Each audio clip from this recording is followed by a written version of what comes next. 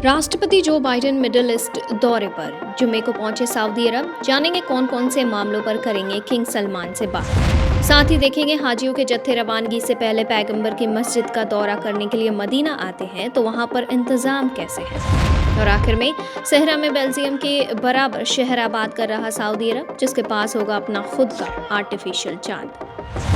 अस्सलाम वालेकुम, नमस्कार, मैं हूं शहजादी परवीन, आप देख रहे हैं डेली सऊदी न्यूज़। राष्ट्रपति जो बाइडेन अमेरिकी नेता के रूप में अपने पहले मिडिल ईस्ट दौरे के ताज़ा तरीन पड़ाव में तेल अवीव से जद्दा पहुंचे। किंग अब्दुल अजीज अंतर्राष्ट्रीय हवाई अड्डे पर मक्का के अमीर प्रिंस खालिद अल फैसल और 2 पाक मस्जिदों के कस्टोडियन के सलाहकार और संयुक्त राज्य अमेरिका में सऊदी राजदूत राजकुमारी रीमा बदबांदर ने उनकी खुशामदीद की। उनकी आमद के बाद उन्हें किंग सलमान और क्राउन प्रिंस के साथ जरूरी बातचीत करनी थी, लिहाजा बाइडेन अल सलाम पैलेस चले गए, जहां क्राउन प्रिंस मोहम्मद बिन सलमान ने उनकी खुशामद की। बाइडेन मिडिल ईस्ट से होते हुए फोर्ड स्विंग के तीसरे दिन रेड सी बंदरगाह से शहर पहुंचे। उन्होंने पहले 2 दिन इजराइल के अफसरों के साथ मुलाकात की और सऊदी अरब जाने से पहले फलस्तीनी अथॉरिटी के सदर महमूद अब्बास और दूसरे लोगों से मिलने के लिए जुमे को वेस्ट बैंक का सफर किया। बाइडेन सुरक्षा और विकास के लिए जद्दा शिखर सम्मेलन में भी भाग लेंगे, जिसमें Gulf Cooperation Council, Bahrain, Kuwait, Oman, Qatar, Saudi Arab और यूएई के नेता शामिल होंगे। और अब बढ़ते हैं दूसरी खबर की तरफ। हज मुसाफिरों के कई जत्थे रोजाना मदीना में पैगंबर की मस्जिद का दौरा करने और अपने वेतन के लिए रवाना करने से पहले पैगंबर को उनके आखिर मंजिल के रूप में मुबारकबाद देने के लिए पहुंच रहे हैं। मदीना शहर ने आराम से हज की रस्में करने के बाद मक्का से आने वाले हाजियों का इस्तकबाल करने के लिए कमर कस ली है। पिलग्रिम एक्सपीरियंस प्रोग्राम के तहत काम करने वाले एजेंसियों के साथ साथ सभी सेवा और स्वास्थ्य एजेंसियों ने हज के बाद के अपने प्लान को लागू करना शुरू कर दिया है। साथ ही यातायात के प्रभाव और 24 घंटे हाजियों की सुरक्षा पक्का करने के लिए मक्का मदीना हिजरा एक्सप्रेसवे पर हाजियों के जत्थे के साथ फील्ड सुरक्षा बल मौजूद हैं। सुरक्षा बलों ने व्हीकल्स की यातायात कायदों का पालन पक्का करने और गति सीमा से ज्यादा नहीं होने के लिए ऑटोमेटिक एंड ह्यूमन मॉनिटरिंग भी बढ़ा दी है। वे मुसाफिरों की सुरक्षा प्राप्त करने के लिए ड्राइवरों का भी ताक़िब करते हैं। सऊदी प्रेस एजेंसी ने बताया कि कोशिशों की एक इंटीग्रेटेड सिस्टम के जरिए से पैगंबर की मस्जिद में हाजियों और ज़ायरीनों की देखभाल के लिए सभी व्यवस्थाएं और सेवाएं मौजूद हैं। अफसरों ने हिजरा राजमार्ग पर मदीना गेट के जरिए से पाक शहर में एंट्री करने के लिए पैगंबर की मस्जिद में हाजियों को ले जाने के लिए बसों की आवाजाही को आसान बनाने के लिए सभी उपाय किए हैं, जबकि राज्य के उत्तरी सीमा बिंदुओं के लिए जाने वाली बसों को नामिद के जरिए से हिदायत किया जा रहा है। कम समय के भीतर केंद्रीय हरम इलाके में होटल और रिहायशी जगहों पर हाजियों की आवाजाही को आसान बनाने के इंतजाम हैं और यह हज और उम्रा वजारत और दूसरे संबंधित अफसरों की देखरेख में और हज इलाके समितियों के समन्वय में है।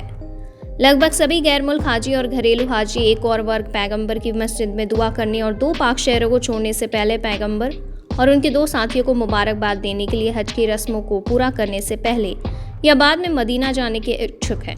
इस बीच मदीना में प्रिंस मोहम्मद अंतर्राष्ट्रीय हवाई अड्डे पर मौजूदा में हाजियों का भारी बहिरवाह देखा जा रहा है। हज की रस्में पूरी होने के बाद हज मुसाफिर पैगंबर की मस्जिद में जाकर मदीना में अपने वतन के लिए रवाना होते हैं। संबंधित अफसरों और हज सेवा गाइडों ने उनके रवानगी के तय समय से पहले मुसाफिरों को उनके रिहायशी जगहों से हवाई अड्डे तक बसों में सवार करने के लिए तफसील तैयारी और व्यवस्था कर रखी है। 3,90,000 से ज्यादा गैर मुल्क हाजियों ने हज से पहले अपने मदीना का सफर पूरा किया और वे जद्दा के किंग अब्दुल अजीज अंतर्राष्ट्रीय हवाई अड्डे के साथ साथ जद्दा इस्लामिक पोर्ट और भूमि बिंदुओं से घर के लिए उड़ान भरने वाले हैं। शायद आपको मालूम हो कि नियोम शहर को जिस साइट पर आबाद करने का काम चल रहा है वो सऊदी अरब के सुदूर नॉर्थ वेस्ट में सिचुएटेड है। यह इलाका धूप से झुलसे लाल सागर के तट पर उबड़ खाबड़ पहाड़ी इलाकों तक फैला हुआ है। सऊदी अरब सहरा में $500 अरब के प्रोजेक्ट पर काम कर रहा है, जिसे इतिहास का सबसे लंबा और मुश्किल प्रोजेक्ट बताया जा रहा है। बेल्जियम की साइज के बराबर इलाके में फैले इस शहर को क्राउन प्रिंस मोहम्मद बिन सलमान हाईटेक सिटी बनाना चाहते हैं, जिसे नियोम नाम दिया गया है। इसकी शुरुआत $500 बिलियन के साथ हुई है। अंधेरे में चमकते समुद्र तट, सहरा में अरबों की तादाद में पेड़, हवा में चलती ट्रेनें और नकली चांद, ये वो सोच है जिन्हें नियोम में शामिल करने का प्लान है। नियोम को फ्यूचरिस्टिक इको शहर बताया जा रहा है, जो सऊदी अरब के पर्यावरण लक्ष्य के हिसाब से बनाया जाएगा। इस प्रोजेक्ट के जरिए सऊदी अरब की इकोनॉमी में ट्रांसफॉर्म लाना मकसद है। साथ ही एक बार फिर से ये सबके सामने होगा कि टेक्नोलॉजी इंसान की ज़िंदगी में किस तरह का इनकलाबी बदलाव ला सकती है। न्योम शहर को जिस साइट पर आबाद करने का काम चल रहा है वो सऊदी अरब के सुदूर नॉर्थ वेस्ट में लोकेटेड है। ये इलाका धूप से झुलसे लाल सागर के तट से ऊबड़ खाबड़ पहाड़ी इलाकों तक फैला हुआ है। गर्मी के दिनों में यहाँ का तापमान 100 डिग्री फ़ारेनहाइट को भी पार कर जाता है। साथ ही यहाँ ताजे पानी का कोई सोर्स भी नहीं है। फिर भी MBS और उनके सलाहकारों का मानना है कि जल्द ही यहाँ उन लाखों लोगों का घर होगा जो पर्यावरण के साथ तालमेल बिठाएंगे।